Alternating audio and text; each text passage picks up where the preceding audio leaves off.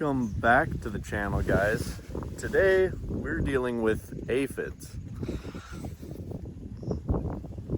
You can see on this leaf here, all those little specks there are aphids. One big one and two small ones right there. A big one and a small one there. Some of these leaves that I've counted, I mean just one leaf will have 40 on them. So when you get that many, what they do is they suck the nutrients and the sap out of the plant, the water out of it, and it can rob you of yield eventually if you get enough of them. And this is our only field so far where we have enough on them that you can justify the cost of spraying them, because that ain't cheap either. Nobody would spray them if you didn't have to.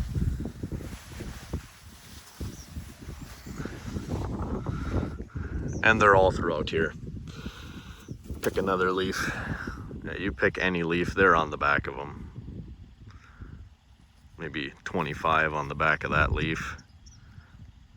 30 or so on the back of that one.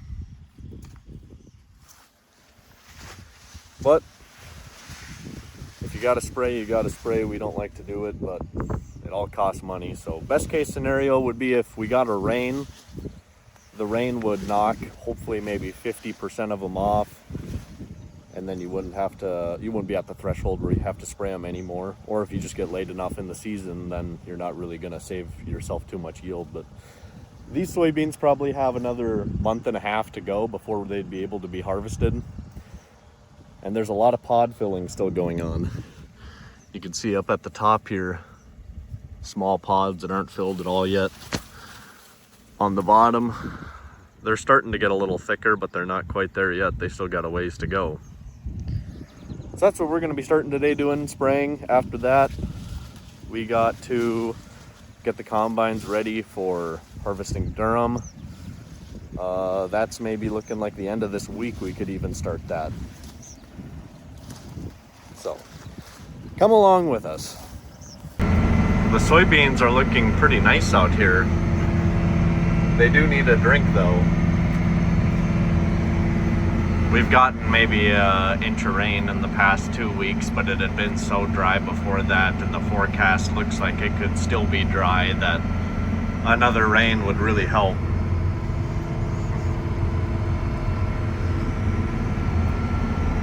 We're almost done with the first tank.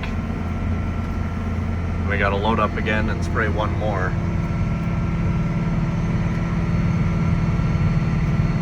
Gone good, no problems. And we're getting those aphids killed. That does it for the insecticide.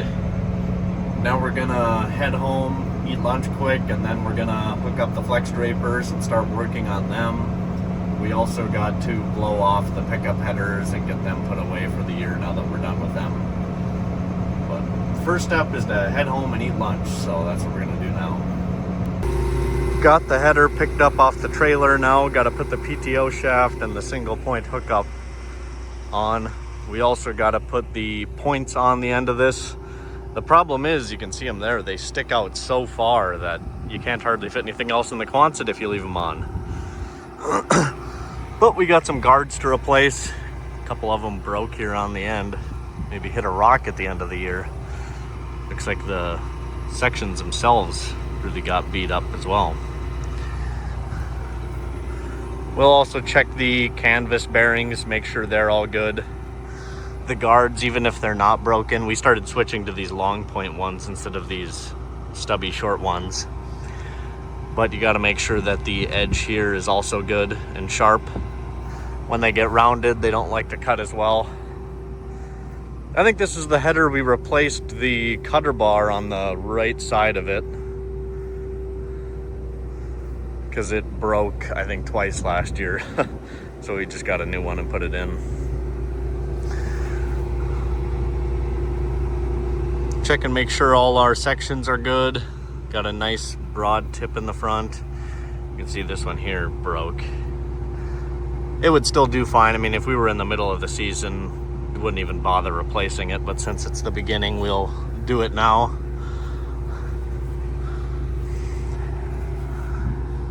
Gotta also check the canvas bearings, the center canvas bearing. We've had these center canvas bearings go out before.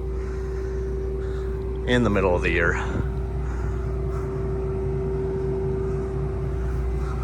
But not much to it but to do it, so bring it up to the shop and start working on it.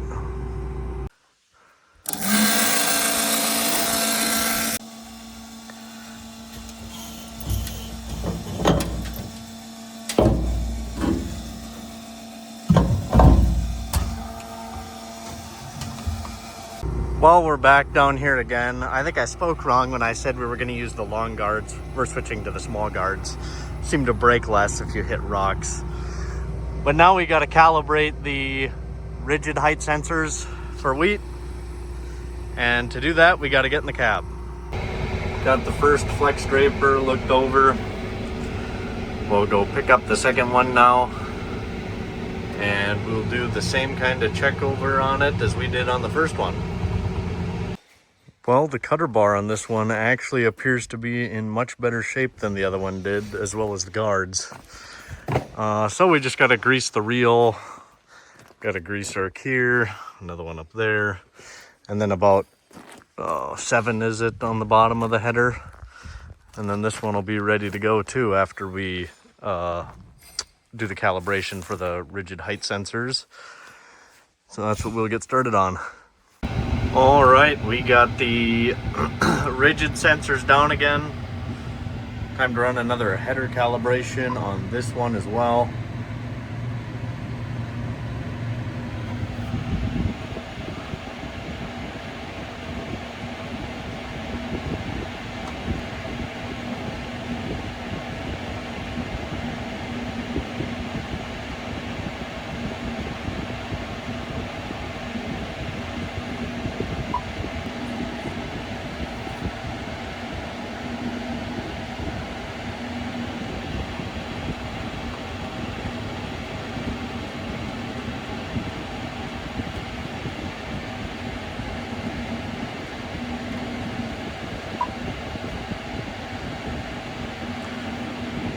There it is, it's calibrated. For those of you who know much about barley, you'd know why I saved this for last. This can be some itchy stuff. And I don't want to be walking around in it all day. I'd rather just do it and then go home and shower. So we'll get them both cleaned up. And then I think we'll call it a day. But I'll see you when it's done. Well, I'd say they're clean enough now to be put away in the shed. So with that, that's going to do it for me. If you guys like the content, make sure you leave a like and a subscribe. Who knows, next video we might be harvesting again. So turn on your notifications so that you get notified when I do upload.